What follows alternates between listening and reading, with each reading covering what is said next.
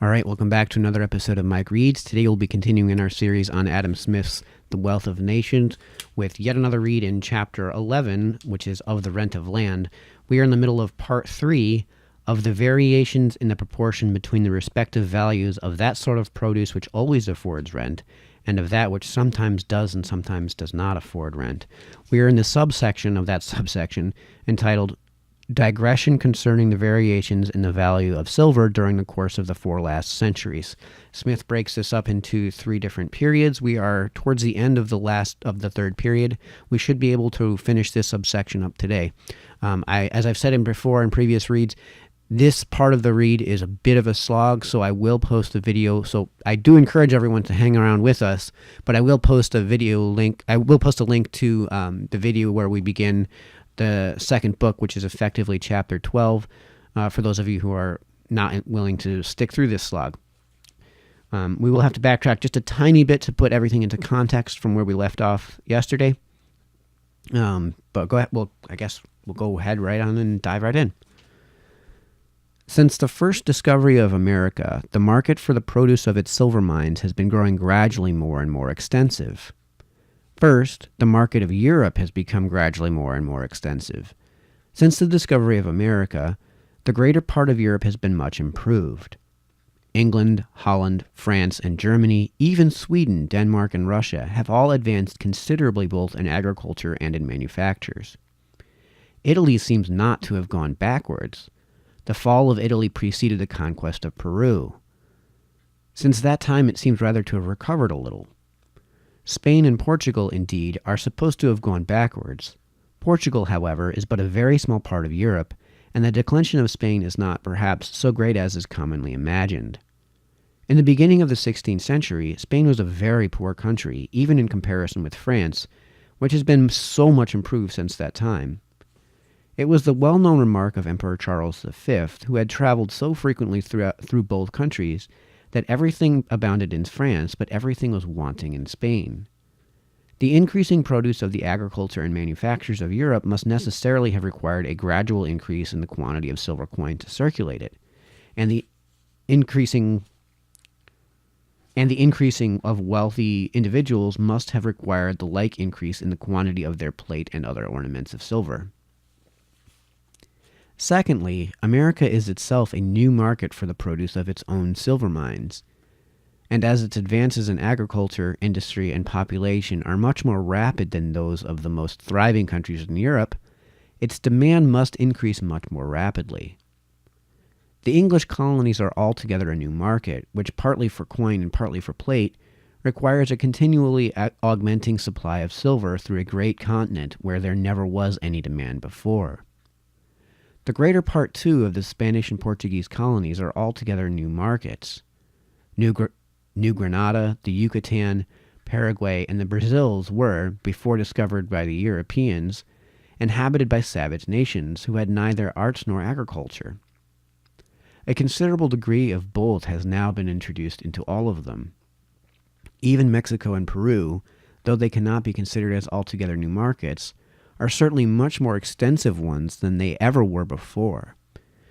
After all the wonderful tales which have been published concerning the splendid state of those countries in ancient times, whoever reads, with any degree of sober judgment, the history of their first discovery and conquest will evidently discern that, in arts, agriculture, and commerce, their inhabitants were much more ignorant than the Tartars of the Ukraine are at present. Even the Peruvians, the more civilized nation of the two, though they made use of gold and silver as ornaments, had no coined money of any kind. Their whole commerce was carried on by barter, and there was accordingly scarce any division of labor among them. Those who cultivated the ground were obliged to build their own houses, to make their own household furniture, their own clothes, shoes, and instruments of agriculture. The few artificers among them are said to have been all maintained by the sovereign, the nobles, and the priests, and were probably their servants or slaves. All the ancient arts of Mexico and Peru have never furnished one single manufacturer to Europe. The Spanish armies, though they scarce ever exceeded 500 men, and frequently did not amount to half that number, found almost everywhere great difficulty in procuring subsistence. The famines which they are said to have occasioned almost wherever they went, in countries too, which at the same time are represented as very populous and well cultivated, sufficiently demonstrate that the story of this populousness and high cultivation is in a great measure fabulous. The Spanish colonies are under a government in many respects less favorable to agriculture improvement in population than that of the English colonies. They seem, however, to be advancing in all these much more rapidly than in any country in Europe. In a fertile soil and happy climate, the great abundance and cheapness of land, a circumstance common to all new colonies, is, it seems, so great an advantage as to compensate many deficits in civil government. Fraser, who visited Peru in 1713, represents Lima as containing between 25 and 28,000 inhabitants. Ulloa, who resided in the same country between 1740 and 1746, represents it as containing more than 50,000. The difference in their accounts of the populousness of several other principal towns in Chile and Peru is nearly the same, and as there seems to be no reason to doubt of the good information of either, it marks an increase in which is scarce inferior to that of the English colonies. America, therefore, is a new market for the produce of its own silver mines, of which the demand must increase much more rapidly than that of the most thriving country in Europe. Thirdly, the East Indies is another market for the produce of silver mines in America, and a market which, from the time of the first discovery of those mines, has been continually taking off a greater and a greater quantity of silver. Since that time, the direct trade between America and the East Indies, which is carried on by means of the Acapulco ships, has been continually augmenting, and the indirect intercourse by the way of Europe has been augmenting in a still greater proportion. During the 16th century, the Portuguese were the only European nation who carried on any regular trade to the East Indies. In the last years of that century, the Dutch began to encroach upon this monopoly, and in a few years expelled them from their principal settlements in India. During the greater part of the last century, those two nations divided the most considerable part of the East India trade between them, the trade of the Dutch continually augmenting in a still greater proportion than that of the Portuguese declined. The English and French carried on some trade in India in the last century, but it has been greatly augmented in the course of the present. The East India trade of the Swedes and Danes began in the course of the present century. Even the Muscovites now trade regularly with China by a sort of caravans, which go over land through Siberia and Tartary to Pekin. The East India trade of all these nations, if we accept that of the French, which the last war had well nigh annihilated, has been almost continually augmenting. The increasing consumption of East India goods in Europe is, it seems, so great as to afford a gradual increase of employment to them all. Tea, for example, was a drug very little used in Europe before the middle of the last century. At present, the value of tea annually imported by the English East India Company for the use of their own countrymen amounts to more than $1.5 million a year, and even this is not enough, a great deal more being constantly smuggled into the country from the ports of Holland, from Gothenburg in Sweden, and from the coast of France too, as long as the French East India Company was in prosperity. The consumption of the porcelain of China, of the spiceries of the Moluccas, of the piece goods of Bengal, and of innumerable other articles has increased very nearly in a like proportion. The tonnage, accordingly, of all European shipping employed in the East India trade at any one time during the last century was not, perhaps, much greater than that of the English East India Company before the late reduction of their shipping. But in the East Indies, particularly in China and Indostan, the value of the precious metals, when the Europeans first began to trade to those countries, was much higher than in Europe, and it still continues to be so. In rice countries, which gradually yield 2, sometimes 3 crops in a year, each of them more plentiful than any common crop of corn, the abundance of food must be much greater than in any corn country of equal extent. Such countries are accordingly much more populous. In them, too, the rich, having a greater superabundance of food to dispose of beyond what they themselves can consume, have the means of purchasing a greater quantity of the labor of other people. The retinue of a grandee in China or Indostan accordingly is, by all accounts, much more numerous and splendid than that of the richest subjects in Europe. The same superabundance of food of which they have the disposal enables them to give a greater quantity of it for all those singular and rare productions which nature furnishes but in very small quantities, such as the precious metals and the precious stones, the great objects of the competition of the rich. Though the mines, therefore, which supplied the Indian market had been as abundant as those which supplied the European, such commodities would naturally exchange for a greater quantity of food in India than in Europe. But the mines which supplied the Indian market with the precious metals seem to have been a good deal less abundant, and those which supplied it with the precious stones a good deal more so than the mines which supplied the European. The precious metals, therefore, would naturally exchange in India for somewhat a greater quantity of the precious stones and for a much greater quantity of food than in Europe. The money price of diamonds, the greatest of all superfluities, would be somewhat lower, and that of food, the first of all necessaries, a great deal lower in the one country than in the other. But the real price of labor, the real quantity of the necessaries of life which is given to the laborer, it has already been observed, is lower both in China and Indostan, the two great markets of India, than it is through the greater part of Europe. The wages of the laborer will there purchase a smaller quantity of food, and as the money price of food is much lower in India than in Europe, the money price of labor is there lower upon a double account both of the small quantity of food which it will purchase and of the low price of that food. But in countries of equal art and industry, the money price of the greater part of manufactures will be in proportion to the money price of labor, and in manufacturing art and industry, China and Indostan, though inferior, seem not to be much inferior to any part of Europe.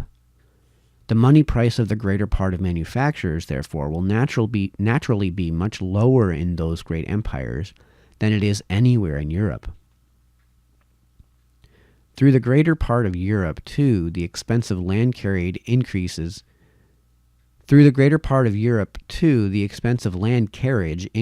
very much both the real and nominal prices of most manufactures. It costs more labor and therefore more money to bring first the materials and afterwards the complete manufacture to market. In China and Indostan, the extent and variety of inland navigation save the greater part of this labor, and consequently of this money, and thereby reduce still lower both the real and the nominal price of the greater part of their manufactures. Upon all these accounts, the precious metals are a commodity which it always has been, and still continues to be, extremely advantageous to carry from Europe to India. There is scarce any commodity which brings a better price there, or which, in proportion to the quantity of labor and commodities which it costs in Europe, will purchase or command a greater quantity of labor and commodities in India.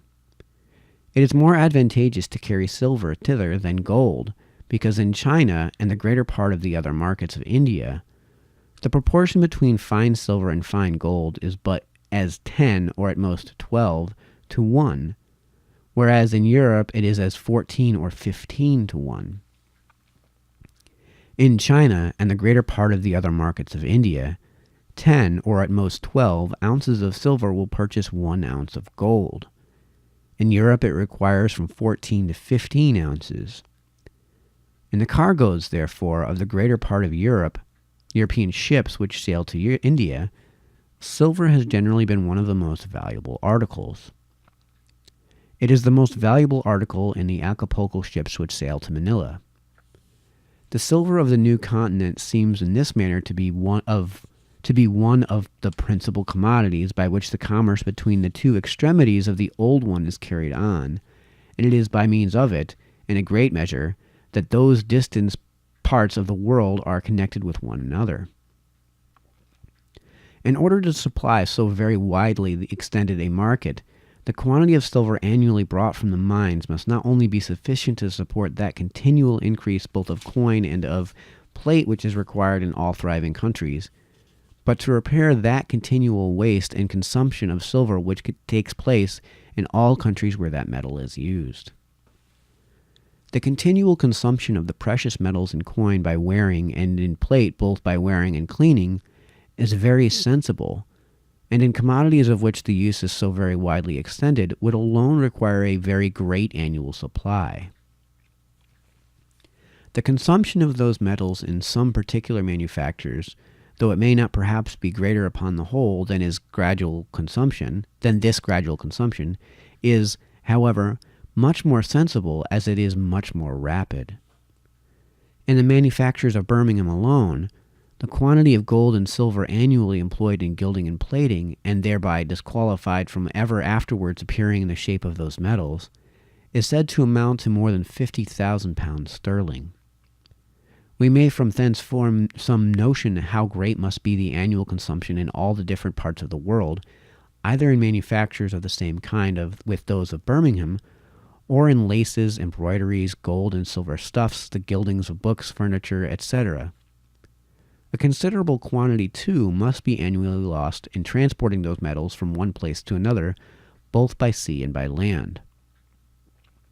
In the greater part of the governments of Asia, besides, the almost universal custom of concealing treasures in the bowels of the earth, of which the knowledge frequently dies with the person who makes the concealment, must occasion the loss of a still greater quantity.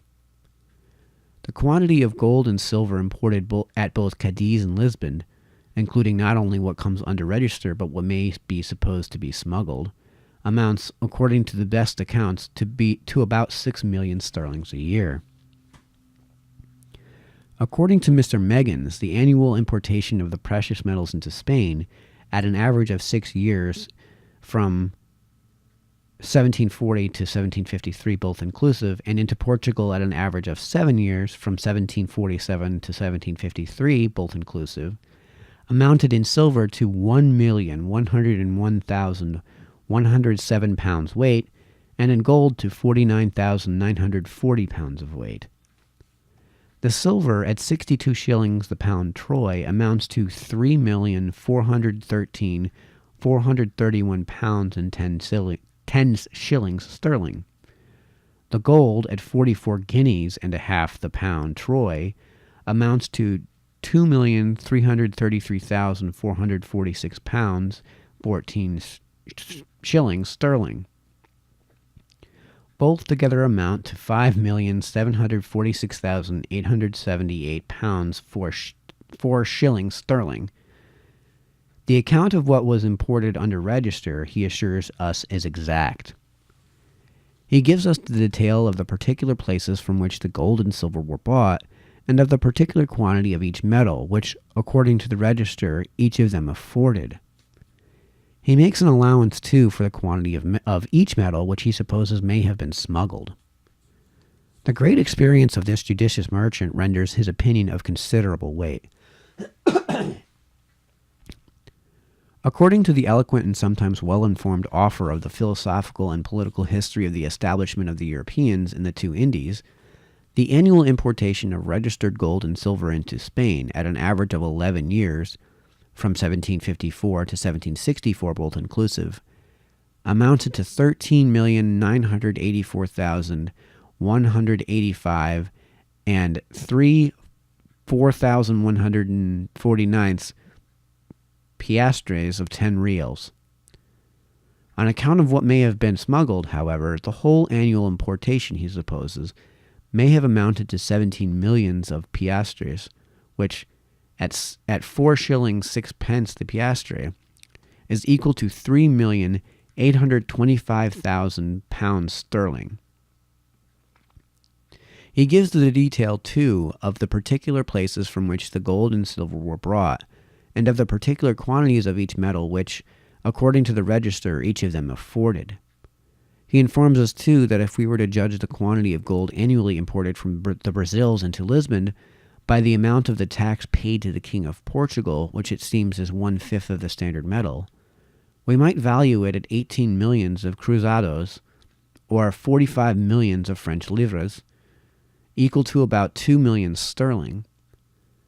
On account of what may have been smuggled, however, we may safely, he says, add to the sum an eighth more, or 250,000 pounds sterling, so that the whole will amount to 2,250,000 pounds sterling.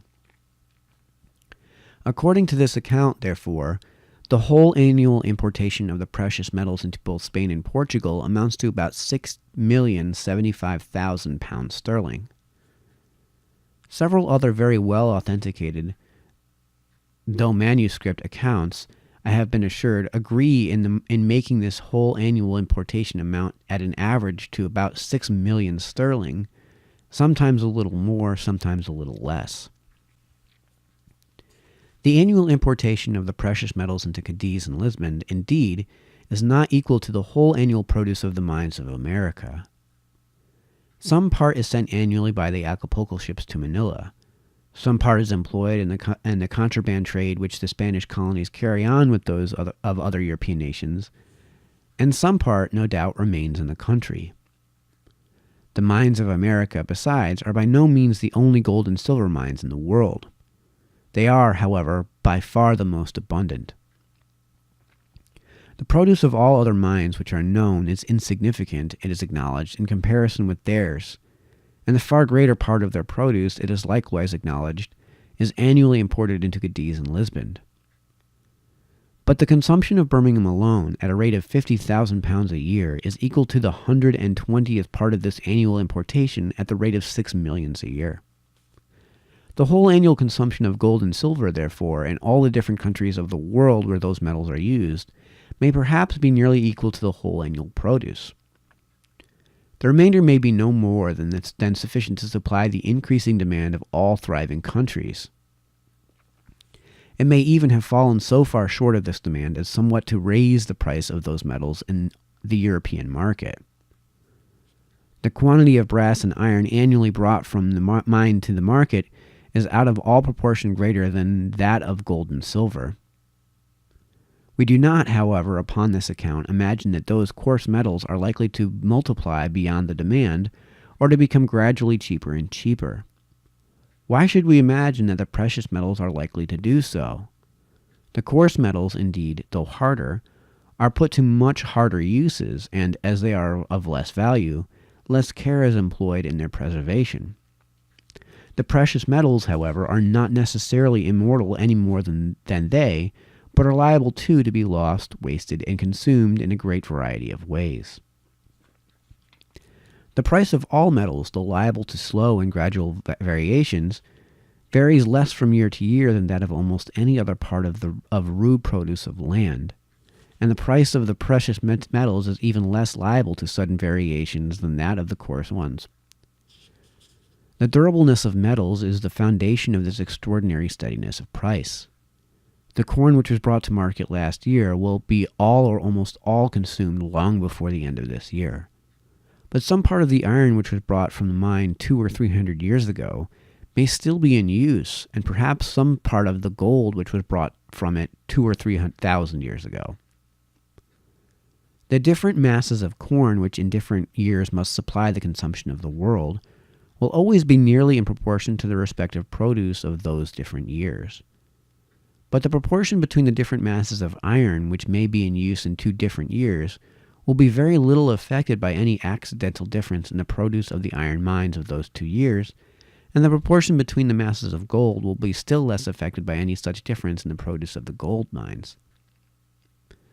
Though the produce of the greater part of metallic mines, therefore, varies, perhaps, still more from year to year than that of the greater part of cornfields, those variations have not the same effect upon the price of the one species of commodities as upon that of the other. All right, that concludes that subsection. Our next read will continue in this chapter, chapter 11, with the subsection entitled Variations in the Proportion Between the Respective Values of Gold and Silver. It appears to still continue on in this historical context, and we will begin that tomorrow. So until then, this has been Mike, signing off.